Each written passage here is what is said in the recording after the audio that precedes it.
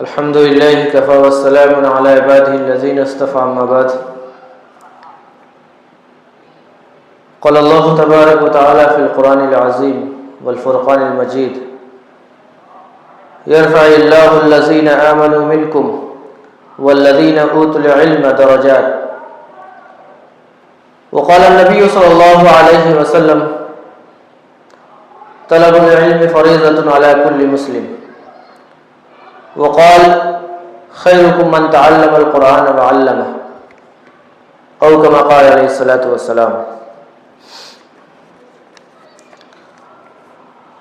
اللہ تبارک و تعالیٰ کا بڑا یہ احسان و کرم ہے کہ اللہ تبارک و تعالیٰ نے ہمیں جناب محمد رسول اللہ صلی اللہ علیہ وسلم کی امت میں پیدا فرمایا اور ایمان جیسی عظیم دولت سے نوازا۔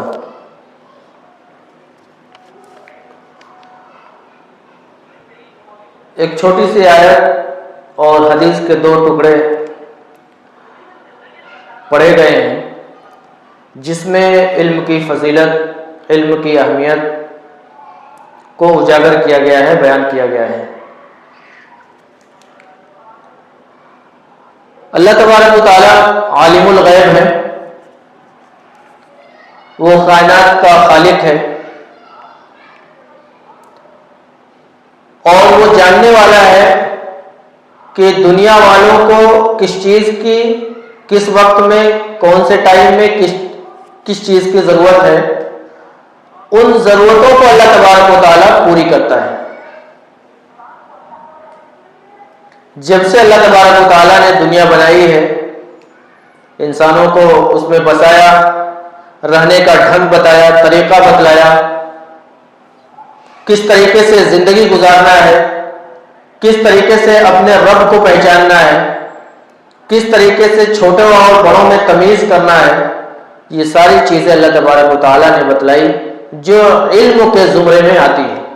چھوٹی سی چھوٹی چیزیں جو ہم جانتے ہیں علم اور جانکاری کے زمرے میں آتی ہیں، اور اللہ تو وہ تمام چیزیں جانتا ہے جس کے بارے میں انبیاء کرام بھی نہیں جانتے، ان کے فرشتوں کو بھی معلوم نہیں ہے اور اس کے بندوں کو بھی معلوم نہیں ہے، لیکن اپنے میسنجر، اپنے پیغمبر اور اپنے نبیوں اور رسولوں کو بھیج کر اللہ تبارک و تعالیٰ نے بتلایا کہ امت کو اس دنیا میں آنے کا مقصد کیا ہے اور ان کو کیا کیا چیزیں سیکھنی ہیں۔ اللہ کے نبی صلی اللہ علیہ وسلم نے جب مکے میں دعوت کا کام شروع کیا تو سب سے پہلے اللہ کے نبی صلی اللہ علیہ وسلم نے اللہ کی پہچان کرائی۔ اللہ کیا ہے، اللہ کیا چاہتا ہے، اللہ کون ہے، ہم سب کس کی پیداوار ہے، آسمان اور زمین کس کی پیداوار ہے، ہم کو کتنے دن یہاں رہنا ہے، ہم کو کیوں بھیجا جائے، پھر یہاں سے ہم کو کہاں جانا ہے، کیوں جانا ہے اور کس کے سامنے کھڑا ہونا ہے، یہ تمام چیزیں اللہ تبارک و تعالیٰ نے اپنے رسول اور انبیاء کو دے کر بھیجا کہ جاؤ امتوں کو بتلاؤ، قوموں کو بتلاؤ جو راہ راست سے بھٹک گئے ہیں۔ اور انبیاء کرام نے، رسولوں نے اپنا کام بخوبی انجام دیا، کوئی بھی کمی نہیں کی۔ جب ہم کو کسی چیز کے بارے میں علم نہیں ہوگا، نالج نہیں ہوگا، معلومات نہیں ہوگی، جانکاری نہیں ہوگی، وہ چیز ہم کیسے کریں گے، اٹان پٹان کریں گے اور غلط صحیح کریں گے تو پھر وہ جو کام بننا رہے گا وہ بھی بگڑ جائے گا۔ اسی طریقے سے جو ہمارا دین ہے، مذہب ہے، ریلیجن ہے، وہ اسلام ہے۔ اسلام ایک پیسفل مذہب ہے، امن اور شانتی کا مذہب ہے۔ یہ کسی سے لڑائی جھگڑے، گالی گلوچ، آپس میں ایک دوسرے کو نفرت پھیلانا، ایک دوسرے سے نفرت کرنا، ایک دوسرے سے حسد کرنا، یہ تمام چیزیں صاف طور پہ منع کر دی گئی ہیں۔ صرف قرآن کے اندر ہی نہیں، احادیث کے اندر بھی، کہ قرآن کے اندر تو اللہ تبارک و تعالیٰ نے منع ہی کیا ہے، اس کے ذریعے سے اللہ کے نبی صلی اللہ علیہ وسلم اور انبیاء کرام کو پیدا کر کے یہ علم دے دیا کہ دیکھو ہم نے اپنی زبان میں بھی اور نبیوں کی زبان میں بھی جو تمہاری جیسا بولتا ہے، جو تمہارے جیسا کھاتا پیتا اور اٹھتا بیٹھتا ہے، بات چیت کرتا ہے، جو ہمارا نبی ہے، جو ہمارا میسنجر ہے، وہ تمام چیزیں ان کو بتلاتا ہے۔ اب جس چیز کے بارے میں ہمیں علم نہیں ہوگا، مثال کے طور پہ اگر آپ بیمار ہیں تو بیماری کا علاج آپ کسی انجینئر سے پوچھنے نہیں جائیں گے، اس کے پاس، اس کے لیے آپ کو ڈاکٹر کے پاس نہیں جانا پڑے گا۔ اسی طریقے سے دینی معلومات، دینی علم، دینی نالج حاصل کرنے کے لیے، جاننے کے لیے، اس پر عمل کرنے کے لیے آپ کو علماء اور حفاظ سے ملنا ہی پڑے گا۔ نہیں تو اگر آپ یہ سمجھتے ہیں کہ نہیں ہم اسی طریقے سے ساری چیزیں سیکھ لیں گے، پڑھ لیں گے، دنیا بہت ساری ٹیکنالوجی میں آگے چلی گئی ہے، بالکل آپ کے پاس علم آ جائے گا، بہت ساری چیزیں ایسی ہیں جن کا ترجمہ، جن کا ٹرانسلیٹ تو برابر ہے، لیکن ان کے اندر کی پیچیدگی، ان کے اندر کی گہرائی کیا ہے، وہ آپ کو ایک مدرسے سے پڑھا ہوا شخص ہی بتا سکتا ہے۔ کبھی کبھی ایسی چیزوں میں ہم پھنس جاتے ہیں، اس کو کر لیتے ہیں، لیکن بعد میں پتہ چلتا ہے کہ ہم نے گناہ کا کام کیا ہے۔ تو یہ سب علم کیسے آئیں گے، ہمیں کس طریقے سے ہم سیکھیں گے؟ اللہ کے نبی صلی اللہ علیہ وسلم نے کوئی یونیورسٹی کھولی نہیں تھی، کوئی بڑا سا مدرسہ نہیں چلایا تھا۔ اللہ کے نبی صلی اللہ علیہ وسلم کو جہاں بھی جگہ مل جاتی، جہاں بھی لوگ مل جاتے، چلتے پھرتے، مسجد، گھر، جہاں بھی لوگ اکٹھا ہو جاتے، اللہ کے نبی صلی اللہ علیہ وسلم آپ اللہ کی تعلیم دیتے تھے، بتاتے تھے حلال کیا ہے، حرام کیا ہے، جائز کیا ہے، ناجائز کیا ہے، اللہ کون ہے، رسول کون ہے، اللہ کیا چاہتا ہے، اس کا رسول کیا چاہتا ہے، یہ دنیا کیوں بنی ہے، یہ زمین کیوں بنا ہے، یہ چاند سورج کیوں بنے، تمام کا مقصد اللہ کے نبی صلی اللہ علیہ وسلم اور انبیاء کرام بالکل اپنے قوموں میں واضح کر دیا کرتے تھے۔ اللہ ہمارا خالق ہے،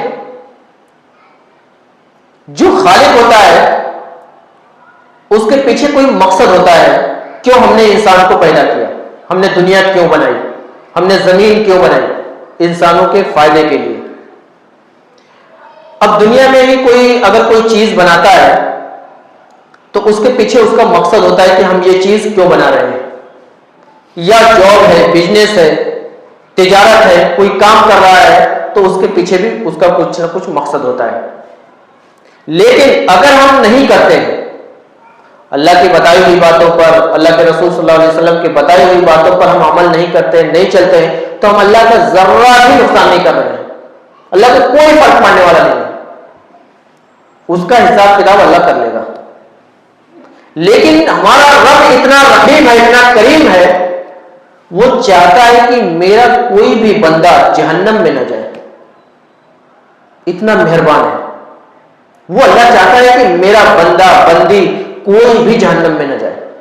اس کے لیے اللہ تبارک و تعالیٰ کا کتنا احسان ہے، اتنا بڑا احسان ہے۔ اللہ تبارک و تعالیٰ کو، انبیاء کرام کو اگر نہیں بھیجتا تو بھی انسانوں سے سوال کرتا کہ ہم نے اتنی بڑی دنیا بنائی، اتنا بڑا آسمان بنایا وداؤٹ سپورٹ، اور اس کے اندر ہم نے سورج لگائے، چاند لگائے، ستارے لگائے، اور زمین کے اندر خزانے پیدا کیے، تمام چیزیں وضاحت کے ساتھ بیان کر دی، اور ایک کوئی کتاب بھیج دیتا یا کسی طریقے سے انسانوں کو بتا دیتا، اور اس کے ساتھ ساتھ اللہ تبارک و تعالیٰ نے کیا کیا، انسانوں کو سوچنے اور سمجھنے والی عقل دی۔ انسان کو سمجھ لینا چاہیے کہ اس دنیا کے پیچھے کوئی ہے جو تمام نظام کو چلا رہا ہے، سورج ہے، چاند ہے، سب ایک دوسرے سے قریب قریب چل رہے ہیں، کسی کی ہمت نہیں ہے کہ ذرا تک ٹچ ہو کر چلے، وہ جس دن ایک دوسرے میں ملیں گے کام ختم ہو جائے گا، لیکن جب تک اللہ کا حکم نہیں ہوگا وہ اپنے راستے سے چل رہے ہیں۔ سورج، چاند، ستارے سب اپنا کام کر رہے ہیں اللہ کے حکم کے مطابق، لیکن جس کے بارے میں اللہ تبارک و تعالیٰ نے اشرف المخلوقات کہا ہے قرآن عظیم کے اندر، وہ کون ہے؟ وہ ہم لوگ ہیں. وہ اللہ کی ہر قدم پہ نافرمانیاں کر رہا ہے, ہر کام میں اللہ تبارک و تعالیٰ کی نافرمانیاں کر رہا ہے, اپنے گھروں کے اندر اللہ تبارک و تعالیٰ کے حکموں کو توڑ رہا ہے, اپنے گھروں میں اللہ تبارک و تعالیٰ کے احکام کو چھوڑ رہا ہے, اپنے گھروں کے اندر نبی کا طریقہ چھوڑا جا رہا ہے. میرے محترم اور عزیز ساتھیوں, جب تک ہم اللہ تبارک و تعالیٰ اور اللہ کے رسول کے بتائے ہوئے طریقے کو جانیں گے نہیں, سیکھیں گے نہیں, ہمیں علم نہیں ہوگا, وہ چیزیں ہم نہیں کر سکتے.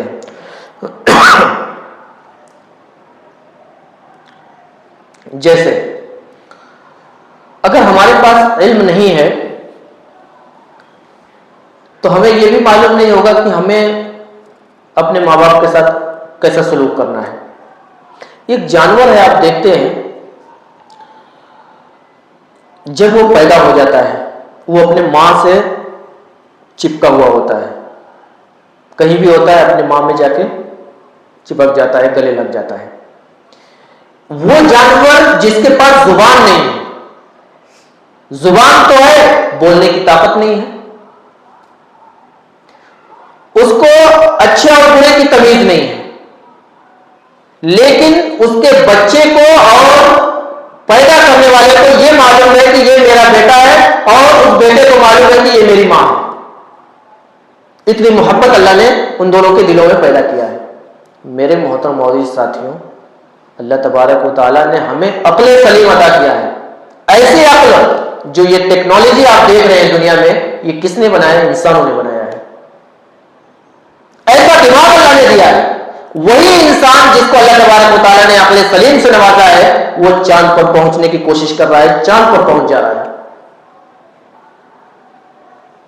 وہ انسان جس کو اللہ تبارک و تعالیٰ نے عقل سلیم سے نوازا ہے, علم سے نوازا ہے, نالج دیا ہے, جانکاری دی ہے, اس علم کے ذریعے بڑے بڑے پہاڑوں کو کھود کر وہاں گھر بناتا ہے,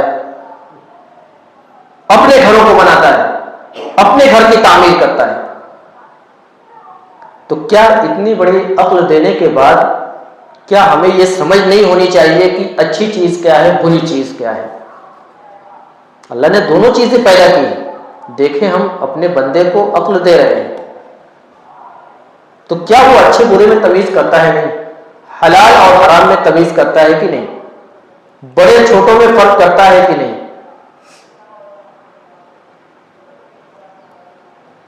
یہ تمام طریقے ہمارے نبی نے بتلایا جو علم کے زمرے میں آتے ہیں. میرے محترم عزیز ساتھیوں, پچھلے جمعے کو بھی ہم نے کہا تھا کہ علم کے لیے کوئی عمر نہیں ہوتی ہے, خاص طور سے دینی علم کے بارے میں. دنیا ہم کما لیں گے, یقیناً ہم کو کمانا ہے, جاب بھی کرنا ہے, بزنس بھی کرنا ہے, جو بھی ہم کو کرنا ہے, بہرحال ہمیں اسٹرگل کرنا ہے, محنت کرنا ہے, اپنی بیوی کے لیے, اپنے ماں باپ کے لیے, بچوں کے لیے, غریبوں کے لیے, تاکہ جو ذرا ایکسٹرا بچے ان کو ہم غریبوں میں خرچ کر دیں. لیکن کیا حلال اور حرام کے بارے میں ہمیں معلوم ہو رہا ہے؟ اس کے بارے میں آپ کو اپنے علماء سے ملنا ہے, ان کی صحبت اختیار کرنا ہے, ان کے ساتھ رہیے, بیٹھیے, معلومات کیجیے. اس طریقے سے ہم اپنی زندگی گزار لیں. کیا یہ صحیح ہے؟ وہ بتائیں گے. کیا ہم یہ جاب اور بزنس اور یہ نوکریاں کر رہے ہیں, کیا اس میں اس طریقے کا چل رہا ہے, کیا یہ صحیح ہے؟ وہ بتائیں گے. اس طریقے کا کاروبار ہم کرتے ہیں, لین دین کا, اس طریقے کی یہ سب بزنس چل رہی ہے, کیا یہ سب جائز ہے یا نہیں ہے؟ وہ آپ کو بتائیں گے. اگر ہم اسی طریقے سے ہم بغیر علم حاصل کیے ہوئے اسی طرح کھا کر, کما کر اور اچھی بلڈنگیں بنا کر, گاڑیاں خرید کے, اچھا پہن کر, اوڑھ کر چلے گئے دنیا سے, لیکن آپ نے حلال اور حرام کی تمیز نہیں کی, اس کے بارے میں آپ نے سیکھا بھی نہیں, جانا بھی نہیں, کوشش بھی نہیں کی, تو وہ ذمہ دار کون ہے؟ آپ خود کے ذمہ دار ہیں. اللہ پوچھے گا آپ سے, آپ کو ہم نے سوچنے اور سمجھنے والا دماغ دیا تھا, کیوں نہیں فرق کیا؟ کیا کیا اتنے دن دنیا میں؟ کیا تم کو ہم نے کھانے کمانے کے لیے صرف بھیجا تھا؟ وما خلقت الجن والانس الا ليعبدون، ہم نے انسان اور جنات کو صرف اور صرف کرا اللہ ہم نے عبادت کے لیے پیدا کیا. لیکن اللہ تبارک و تعالیٰ کا بڑا ہی احسان و کرم ہے کہ اللہ تبارک و تعالیٰ نے ہمیں جناب محمد رسول اللہ صلی اللہ علیہ وسلم جیسا نبی دیا. وہ نبی آ کر ہم کو بتلا گیا کہ تمہیں تجارت کرنا ہے، بزنس کرنا ہے، جاب کرنا ہے، دنیا کے کسی فیلڈ میں بھی جو تم کام کر رہے ہو اپنے محنت سے ہونا چاہیے، حلال ہونا چاہیے. اس رزق کو کھانے سے یہ ثواب ہوتا ہے. جیسے ہم جو تجارت یا کاروبار حلال کرتے ہیں، حلال تجارت یا کوئی کاروبار ہے یا کوئی دکان ہے یا بڑی دکان ہے، جو بھی ہو، اب جو ہم کما کر لاتے ہیں ہمارے بچے کھاتے ہیں، ہماری بیوی کھاتی ہے، ہماری ماں کھاتی ہے، نہیں، ہر ایک لقمے پہ اللہ ثواب دیتا ہے. بیکار کا نہیں، ایک تو ہمارا پیٹ بھی بھر رہا ہے اور ہمارے جو بچے کھا رہے ہیں اس لقمے پہ ہم کو ثواب ملتا ہے، ہماری بیوی کھا رہی ہے اس پہ ہم کو ثواب ملتا ہے، ہمارے ماں باپ کھا رہے ہیں اس پہ ہمیں ثواب ملتا ہے، ہمارے پڑوسی کھا رہے ہیں، رشتے دار کھا رہے ہیں، اس پر بھی ہم کو ثواب ملتا ہے. میرے محترم معزز ساتھیوں، آپ اسلام کا صحیح سے اسٹڈی کریں، مطالعہ کریں تو دیکھیے ہمارا ہر قدم پہ ثواب ہے. چپ چلے جا رہے ہیں، کچھ بھی نہیں ہے، سبحان اللہ پڑھتے چلے گئے، پتہ نہیں کتنی نیکی اللہ تبارک و تعالیٰ لکھ دیتا ہے. الحمدللہ پڑھ لے، کوئی سورہ پڑھتے ہوئے چلے گئے، قرآن یاد ہے وہ پڑھتے ہوئے چلے گئے جہاں آپ کو جانا ہے، کوئی بھی راستہ خالی نہیں. یہاں تک کہ ٹوائلٹ کو ہم جاتے ہیں اپنی ضرورت پوری کرنے کے لیے، اللہ کے نبی صلی اللہ علیہ وسلم نے وہ طریقہ سکھلایا، کون سا پاؤں اندر رکھنا ہے اور جاتے ہی کون سی دعا پڑھنا ہے، کس طریقے سے بیٹھنا ہے. ہماری ضرورت بھی پوری ہو رہی ہے اور جب ہم نبی کے طریقے کو پورا کرتے ہیں، ان کے طریقے کو پورا کرتے ہیں تو اللہ تبارک و تعالیٰ اس پر بھی ہمیں ثواب دیتا ہے. میرے محترم معزز ساتھیوں، اسی طریقے سے جب ہماری شادیاں ہوتی ہیں اور ایجاب و قبول ہو جاتا ہے، اللہ تبارک و تعالیٰ اس پر بھی ثواب دیتا ہے. پھر ان کی دیکھ ریکھ ہماری ذمہ داری ہے، اصل ذمہ دار اللہ ہے، لیکن اب وہ ہماری ریسپانسبلٹی میں ہے، ان کی دیکھ بھال ہمیں کرنا ہے، ان کو کھلانا ہے، پلانا ہے، اڑانا ہے، بٹھانا ہے، ساری چیزیں ہماری ذمہ داری، ان کو سکھانا ہے.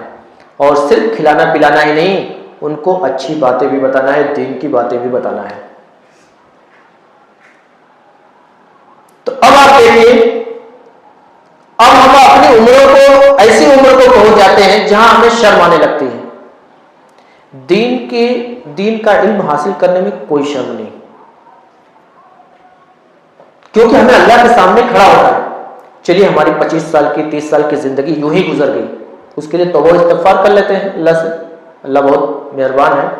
لیکن اب سے اگر ہم نے بیٹھ کے 10 منٹ ہی، جب آپ کو ٹائم ہے، آدھا گھنٹہ ٹائم ہے، 1 گھنٹہ، جتنا بھی ہو، آپ ان کو لگائیے اور بتائیے، ان سے پوچھیے. اپنی مسجدوں میں، آپ کے قریب میں جو مسجد ہے آپ کے محلے کی، وہاں آئیے، اس کے بارے میں جانیے، علم حاصل کیجیے. اللہ تبارک و تعالیٰ ہر سیکھنے والے کو ثواب دیتا ہے. اور آپ کو حدیث بتاؤں میں، ابھی ہم لوگ قرآن سیکھ لیے، عالم ہیں، حافظ ہیں، اچھے سے پڑھتے ہیں، پڑھاتے ہیں. اب جب ایک قرآن سیکھتا ہے، اس میں غلطیاں کرتا ہے، اٹک کر پڑھتا ہے، ہمیں کیا ہے، ہمیں سر پڑھتے ہوئے چلے جاتے ہیں، ایک اجر ملتا ہے. وہ جو اٹک کر پڑھتا ہے، جو سیکھ رہا ہے، اس کو ڈبل ثواب ملتے ہیں. تو میرے محترم معزز ساتھیوں، کیا آپ سوچئے کہ کیا ہماری زندگی بغیر قرآن پڑھے ہوئے ہی اللہ کے پاس جانا ہے؟ اپنا وقت نکالیے. جس طریقے سے ہم اپنے وقت کو، اپنے ٹائم کو نکالتے ہیں اپنے ریلیشن میں جانے کے لیے، فنکشن میں جانے کے لیے، شادیوں میں جانے کے لیے، اس طریقے سے اپنی زندگی کو بنانے کے لیے کچھ ٹائم نکالیے، وقت نکالیے آپ کے فائدے کے لیے. قرآن سیکھیے. آپ نے آدھا پارا، 1 پارا صحیح سے سیکھ لیا، آپ پورا قرآن پڑھ لیں گے الحمدللہ. آپ ایسی عمر کو ہیں. سب چیزیں سیکھ لی. آپ کی جو جنریشن ہے, آپ نے اسکول میں, کالج میں, مدرسے میں ان کا ایڈمیشن کرا دیا. اب وہ گھر پہ آتا ہے, آپ کو خود معلوم نہیں ہوتا ہے وہ کیا پڑھ رہا ہے, کیا دیا گیا ہے اسکول سے, کیسے اس کو سکھائیں گے؟ اگر یہ سب چیزیں آپ سیکھے رہیں گے, بولیں گے بھائی مدرسے میں کیا دیا گیا, مکتب میں کیا چیزیں دی گئی, کیا بتایا گیا, تو آپ بتاؤ گے ہاں ایسے پڑھنا ہے, ایسے یاد کرنا ہے, ایسے کرنا ہے, ساری چیزیں اس کو یاد کرا دیں گے آپ. یہ ثواب ایسا ہے جس کو صدقہ جاریہ بولتے ہیں. ہم نے اپنے بیٹے کو سکھایا, ہم اس دنیا سے رخصت ہو جائیں گے, ہمارا بیٹا دوسرے کو سکھائے گا, وہ بھی رخصت ہو جائے گا. یہ جب تک دنیا قائم رہے گی نہیں, جب تک آپ کا ثواب جاری رہے گا. اس کو بولتے ہیں صدقہ جاریہ, ختم ہونے والا نہیں.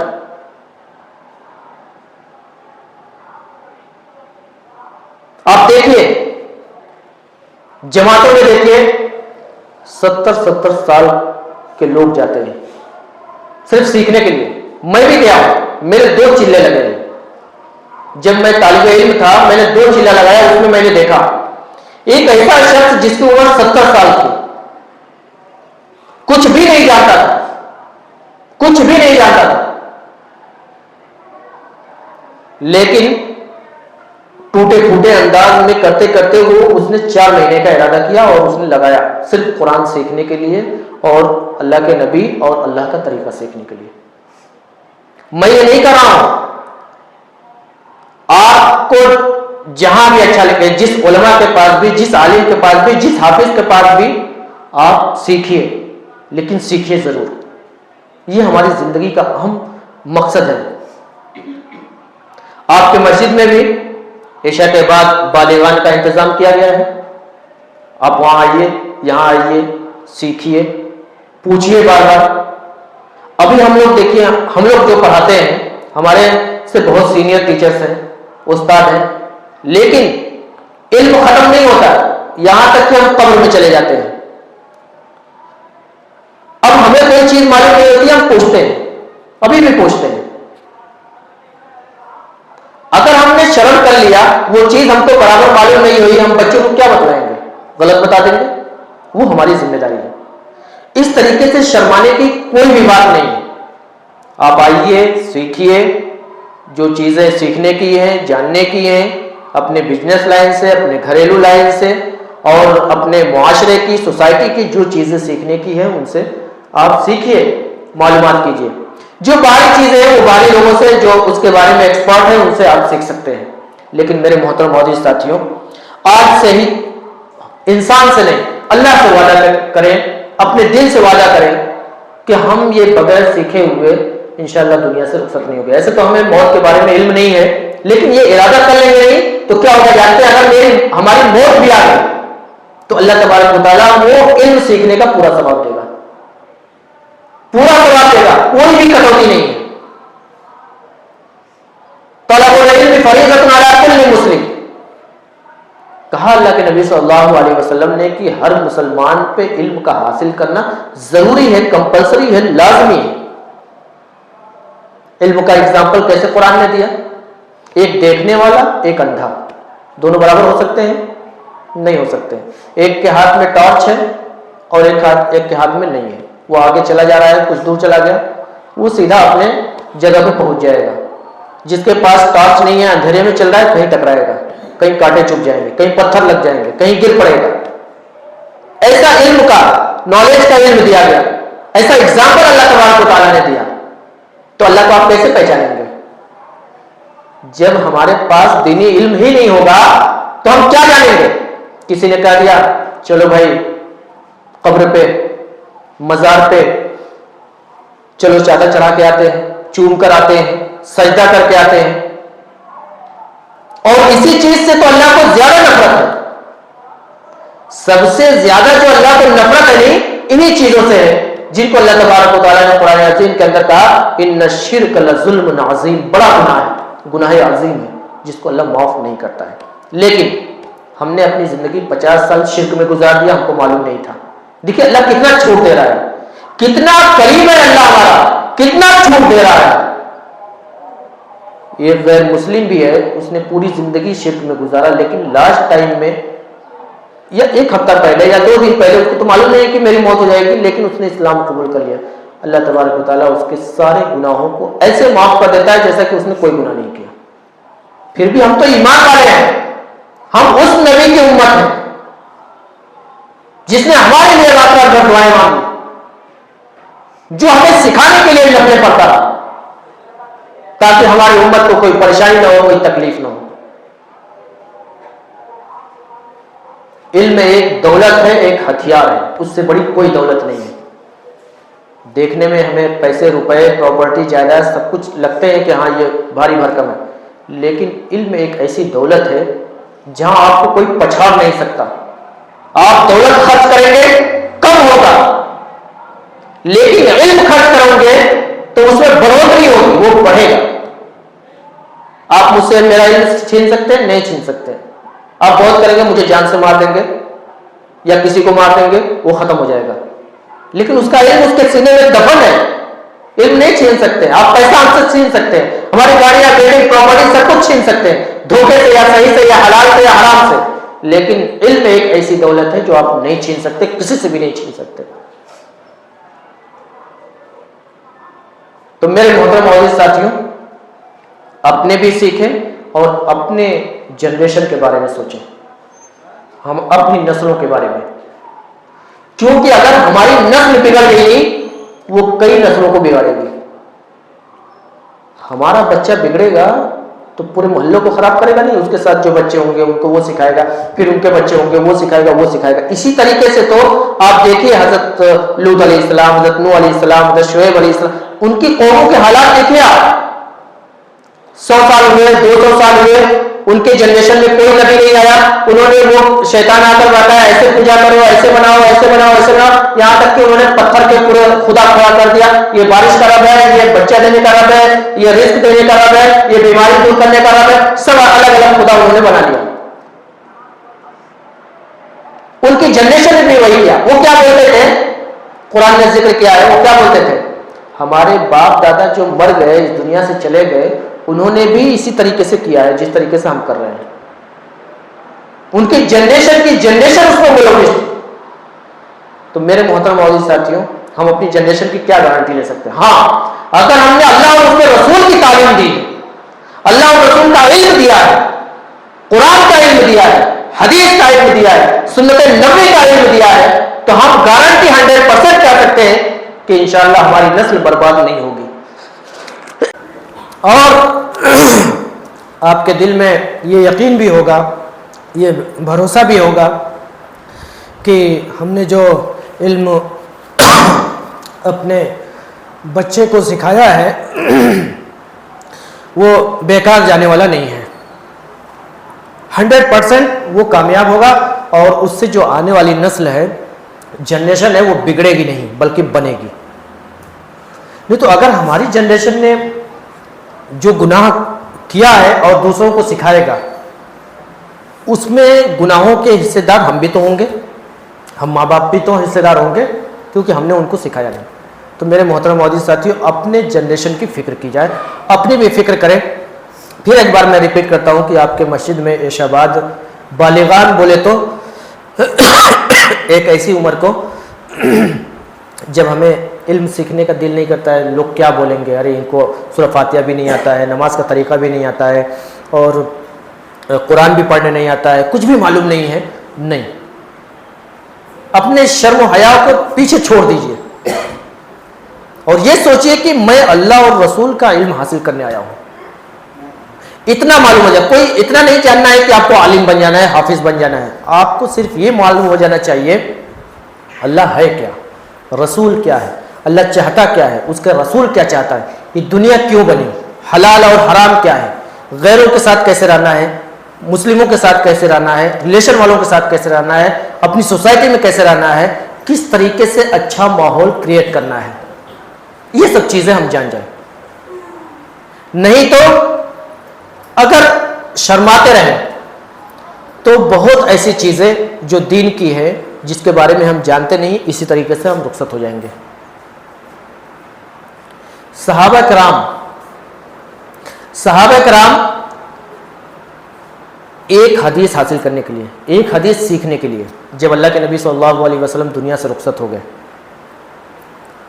ایک حدیث میں کنفیوژن ہوتا تھا ذرا سا بھی، ان کو معلوم ہوتا تھا کہ یہ اللہ کے نبی صلی اللہ علیہ وسلم سے ملاقات انہوں نے کیا ہے، فلاں صحابی ہیں، تو وہ سال بھر کا 6 مہینے کا 2 مہینے کا سفر پیدل کر دیتا تھا، صرف یہ سیکھنے کے لیے کہ کیا یہ حدیث میں اللہ کے نبی نے یہ کہا یا نہیں۔ میرے محترم معزز ساتھیوں، ہمارے صحابہ کرام، ہمارے علماء کرام، ہمارے محدثین مفسرین کا بہت ہی احسان ہے کہ اللہ تبارک و تعالیٰ نے ان لوگوں کو، ان جیسے علماء کو پیدا کیا، محدثین مفکرین کو پیدا کیا، جو علم ہمارے تک آسانی سے پہنچ گئی اور جس کو ہم حاصل کر سکتے ہیں۔ اللہ تبارک و تعالیٰ سے ہم دعا کرتے ہیں اللہ تبارک و تعالیٰ ہمیں صحیح علم حاصل کرنے کی توفیق عطا فرمائے، اور اللہ تبارک و تعالیٰ ہمیں یہ سیکھنے کی توفیق دے کہ اللہ اور اس کے رسول کی پہچان کرائے۔ وآخر دعوانا الحمدللہ رب العالمین۔